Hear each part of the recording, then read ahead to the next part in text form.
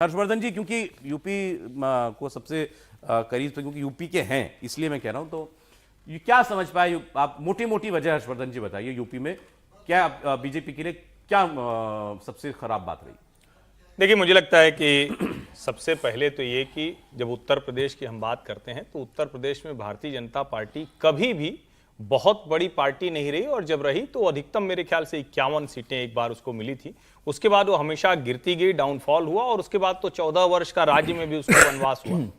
2013 में ये जो आज आप देख रहे हैं, ये सब कुछ अमित शाह का किया हुआ है, और अमित शाह ने सभी 80 की 80 सीटों पर प्रत्याशी चुने, जिसमें जाति सामाजिक समीकरण भी शामिल है, दूसरी पार्टी का कौन मजबूत प्रत्याशी है वो भी शामिल है, हर तरह के मैनेजमेंट शामिल है, और 14 से 19 में वही दोहराया गया। लेकिन इसमें कहीं कोई कहने की बात नहीं है कि अमित शाह की जिम्मेदारियां बढ़ी। पहले अमित शाह राष्ट्रीय अध्यक्ष बने, फिर गृह मंत्री बने, फिर सहकारिता मंत्री का भी काम उनको मिला, और देश के दूसरे हिस्सों में भी अमित शाह एक तरह से कहेंगे उनको नई जो टेरिटरीज थी उस पर भी कब्जा करना था, वो बहुत साफ साफ होता हुआ दिखा। उत्तर प्रदेश में, जिसको हम कहते हैं ना कि कई बार आपको लगता है कोई एक बढ़िया एक मॉडल बता के चला गया, आप उसी मॉडल पर काम करते रहे, पता चला कि वो मॉडल पुराना हो गया है। सॉफ्टवेयर की भाषा में कहें तो वर्जन थोड़ा 2 साल पुराना था, उसी को आप चला रहे, कह रहे हैं ये तो सबसे बेस्ट था, वो बता के जाया गया है। वही उत्तर प्रदेश में होता रहा। इस बार जिस तरह से प्रत्याशियों का चयन होना था, जो बदल होना था, वो नहीं हुआ।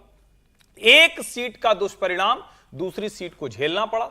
पता नहीं क्यों जो लोग राजनीति में किसी तरह से योग्य नहीं है, मतलब किसी एक का नाम अब नहीं लूंगा क्योंकि अब तो राजनाथ सिंह की सीट हो वो बहुत कम अंतर से जीते, प्रधानमंत्री नरेंद्र मोदी की सीट कम अंतर से जीते, अयोध्या हार गए, प्रयागराज हार गए, फूलपुर उसके बगल में बड़े कम से जीते, इलाहाबाद के बगल में, प्रतापगढ़ हार गए, कौशांबी हार गए, जौनपुर हार गए, और आजमगढ़ वगैरह तो हारते ही हारते थे। इसका सीधा सा मतलब हुआ कि आपका अपना चयन खराब रहा। उस चयन से जो गड़बड़ियां हो रही थी, अगर किसी ने बताया नहीं तो उसने कहा, अरे कैसी बात कर रहे हो, हम जीते नहीं थे 14-19 में, सुना ही नहीं गया। एक दूसरे बताया जा रहा था कि बिल्कुल बताया जा रहा था, खूब बताया जा रहा था, और हम लोगों को भी ये लग रहा था, जैसे हम जैसे लोगों को भी ये लग रहा था कि अंत में राम मंदिर, और चूंकि हम थे भी वहां 4 दिन, तो हमको लगा ये राम मंदिर वाला जो है और नरेंद्र मोदी का ब्रांड इतना बड़ा है कि वो खींच कर लेकर चला जाए। ओवर सिंप्लीफिकेशन नहीं है क्या? लोग गलत खड़े कर दिए थे भाई, कुछ नाराजगी है जब वहां पर वो दिखाई दे रही है। मैं इस पे बोलता हूं, मैं आपसे आप ही से पूछ रहा हूं पहले, जैसे मैं उदाहरण के तौर पर, उम्मीदवार छोड़ दीजिए, कोई और नाराजगी नहीं थी क्या? नहीं, नाराजगी बिल्कुल थी। नाराजगी काम न होने की थी। ये सरकार जब चलती है तो इसमें थाने से लेकर, किसी विभाग से लेकर, ठेकेदारी से लेकर, सामान्य ट्रांसफर से लेकर, प्राथमिक शिक्षक का ट्रांसफर एक जगह से दूसरी जगह कोई अधिकारी तो करा लेगा, मंत्री के यहां लेकर जाएंगे तो कहेगा ना, भाजपा सरकार में नहीं हो सकता है। जिसको आप अपनी अच्छाइयों के तौर पर बताते हैं और भाजपा का कार्यकर्ता मान लेता है, फिर दूसरा वाला कैसे कर लेता है?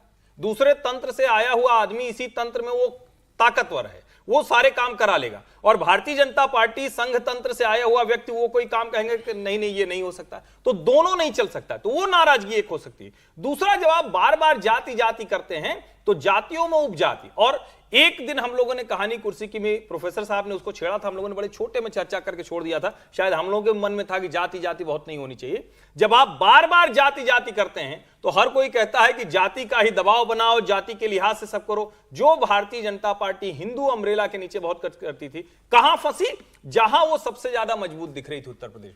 जिन राज्यों में नहीं थी वहां वही 2014 और 19 वाला मॉडल फॉर्मूला काम किया, और उसका असर होता हुआ दिखा। जहां वो सारी जातियों को वहां मुश्किल होती, सारी जातियों को जोड़ने का, बिल्कुल सारी जातियों को जोड़ा, नए लोगों को जोड़ना जिनको अभी विजय ये कह रही थी कि कांग्रेस तो चाह ही रही थी कि आप जाति पर आओ, जाति की पिच पर आकर के लड़ो चुनाव। बीजेपी ने वही काम किया क्या? अरे ये तो करना ही पड़ता है ना सभी को। लेकिन फिर मैं कह रहा हूं भाई, ये तो आप हमारी रियलिटी है, आप जाति पर जाते ही हो, आप टिकट डिस्ट्रीब्यूशन वैसा ही करते हो, वो गलत हो गया, वो अलग बात है। विजय, यूपी को लेकर क्या फीडबैक है?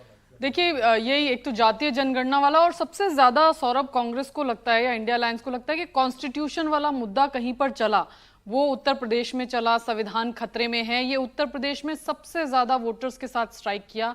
और इसके अलावा उन्हें लगता है रोजगार, चलो जाति की तो जो गोलबंदी उन्होंने की, या जिस तरह से अखिलेश यादव का पीडीए वहां पर काम किया, वोट बैंक भी एक दूसरे में ट्रांसफर हुआ, सपा का वोट बैंक, क्योंकि रायबरेली में बहुत घूमी थी, और राहुल गांधी का जो वोट बैंक ट्रांसफर, जो राहुल गांधी का मार्जिन बढ़ा है रायबरेली में, उसमें मैं कहूंगी कि सपा का बड़ा हाथ है, क्योंकि जिन जिन इलाकों में सपा के विधायक वहां पर हैं, असेंबली रायबरेली की अगर आप बात करें, करें, जिन जिन सीटों पर वहां पर सपा का वर्चस्व है वहां पर आप देखेंगे तो राहुल गांधी को अच्छी खासी लीड मिली। तो ये तमाम चीजें रही और कांग्रेस शुरू से चाह रही थी।